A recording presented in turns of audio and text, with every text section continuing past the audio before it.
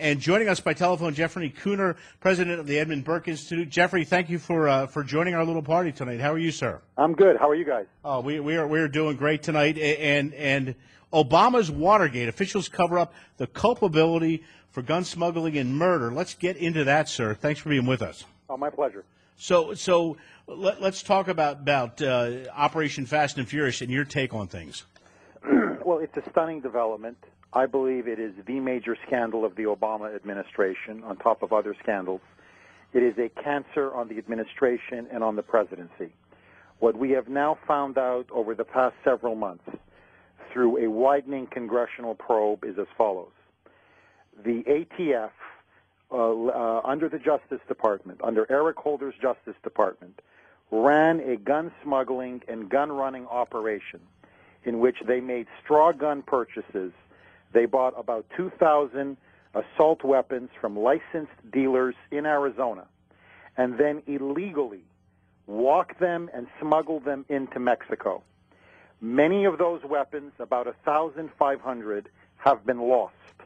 They are now floating in the streets of America, probably in the hands of drug cartels, drug kingpins, and gangsters.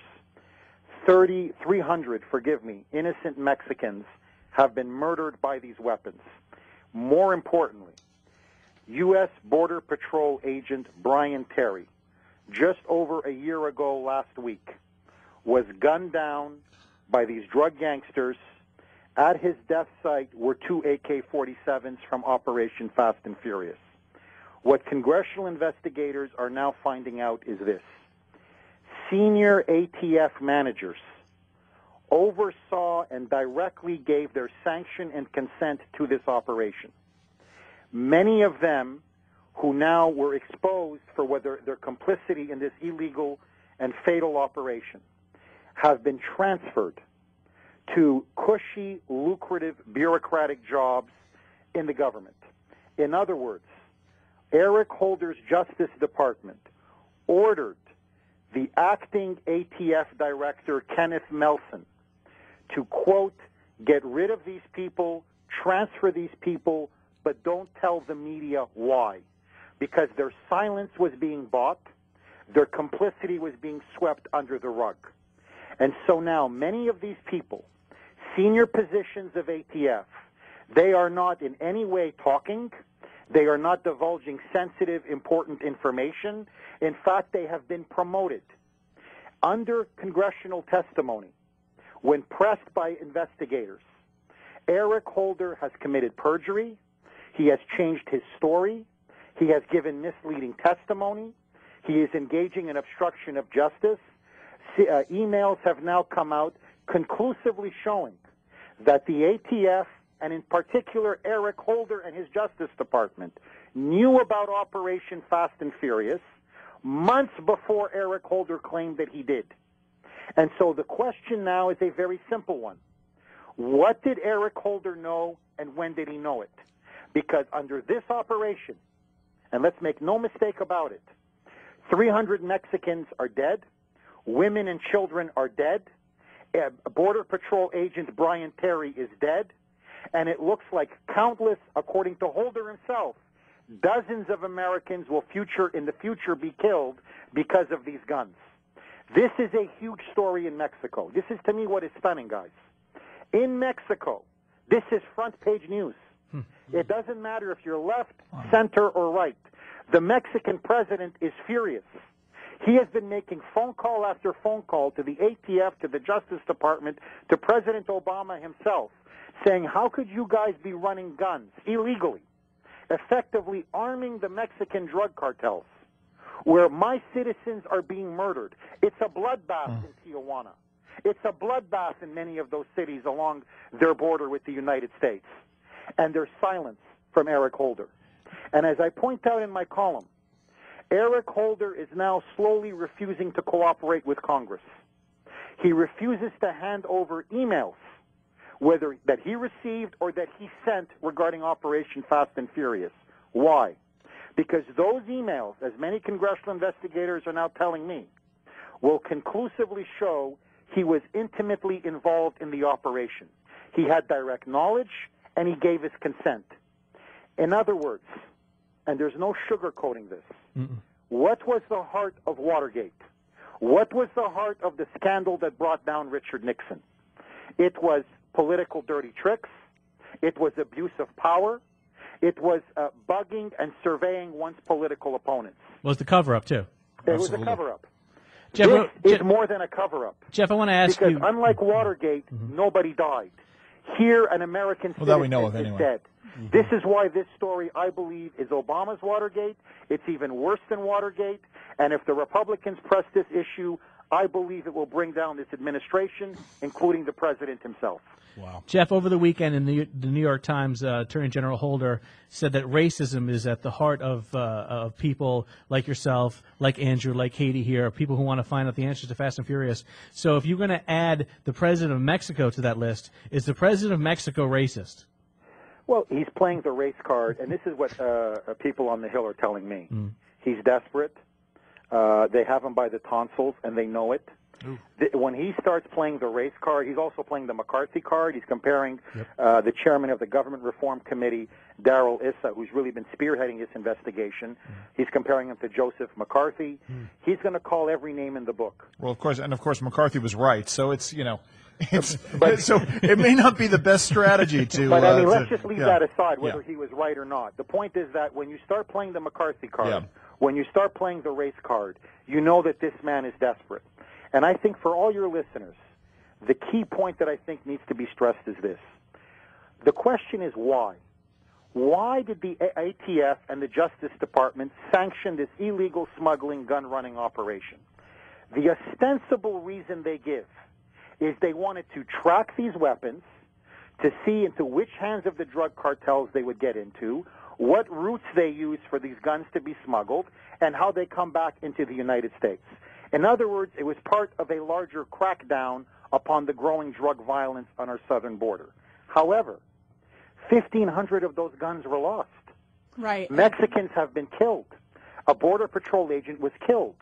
So what ATF officials eventually realized is, well, if our purpose is to crack down on crime, this is making crime even worse. The real reason is this, and this is what many Republicans rightly suspect. During 2010 and 2011, all Eric Holder and the Justice Department could keep talking about is growing violence on the border, the problem with gun smuggling, the problem with guns being illegally purchased and sent off to arm the drug cartels. And they were pushing for tighter and tougher gun control legislation and tougher gun control restrictions. In other words, this operation was sanctioned to further a political agenda, to strip away our Second Amendment rights, to push through an anti-gun control agenda. This is why those Mexicans have been killed. This is why Border Patrol Brian Terry is dead. This is why dozens of more Americans are going to die because of this illegal smuggling operation.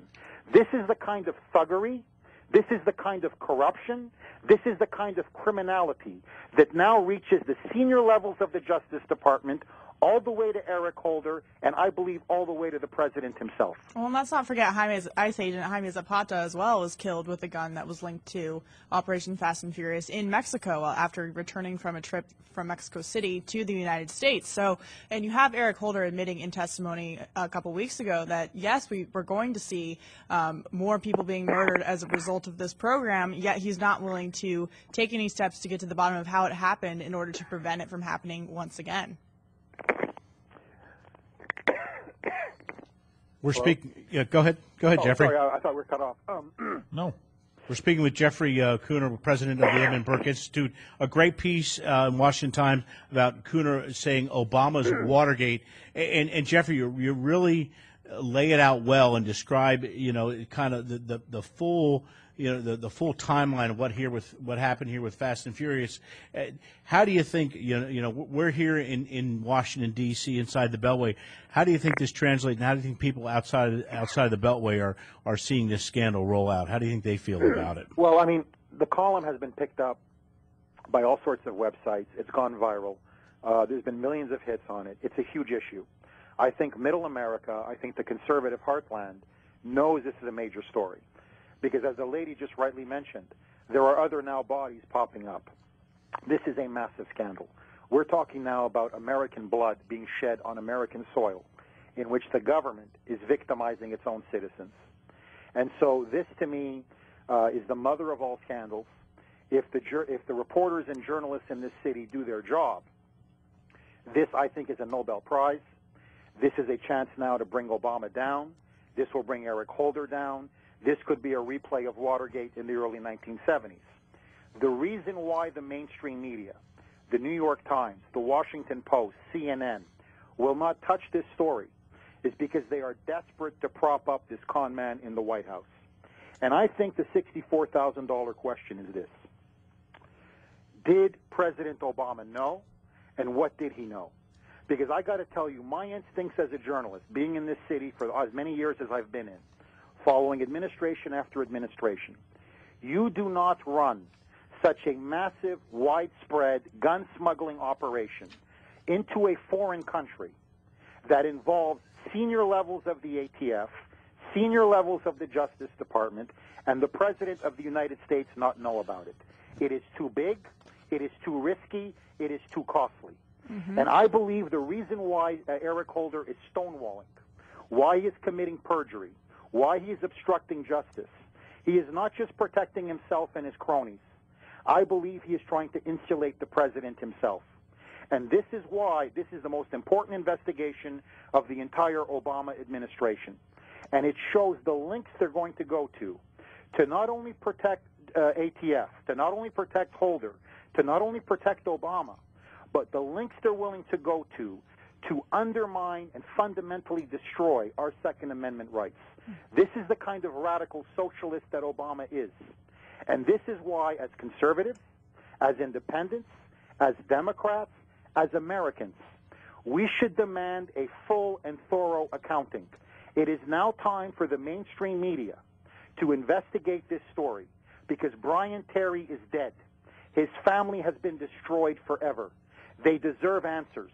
And Eric Holder should be fired, and if he's not fired, he should be impeached. And criminal charges should be brought to the people responsible for this as well. And I think that goes all the way to Eric Holder. I believe that Eric Holder should not only be fired or impeached, I believe that criminal charges should be leveled against him. And then I think after that, when the Attorney General goes, and you have some of the senior ATF members whose now their silence and complicity has been bought, when they're put in front of a grand jury, I think they're going to start telling us how much pressure they were getting from the Justice Department.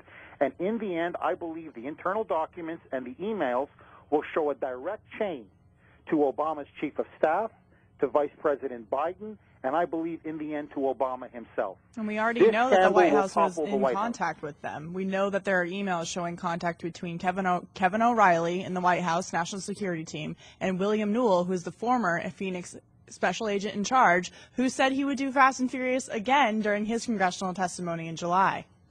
Wow. Jeffrey Cooner, thank you so much for being with us. Great piece. Cooner says Obama's Watergate. Check it out, WashingtonTimes.com. Thank you so much, sir, for your great work, and thanks for being with us here on Cam & Company on NRAnews.com and SiriusXM Patriot 125. Have a great evening, sir. You too. Thank you very much. Thank you.